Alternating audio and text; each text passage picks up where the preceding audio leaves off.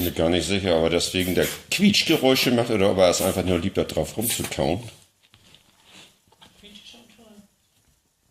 Aber wenn du es kaputt machst, dann quietscht es nicht mehr. Nicht kaputt beißen. Ey.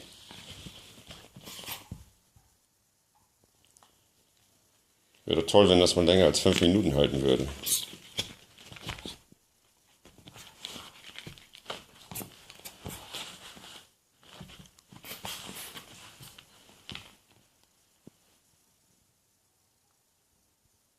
Viento.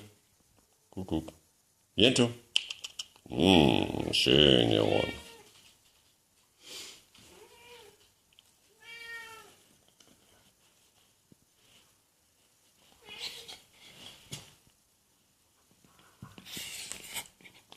Ist die Quietsche raus oder was? Ups.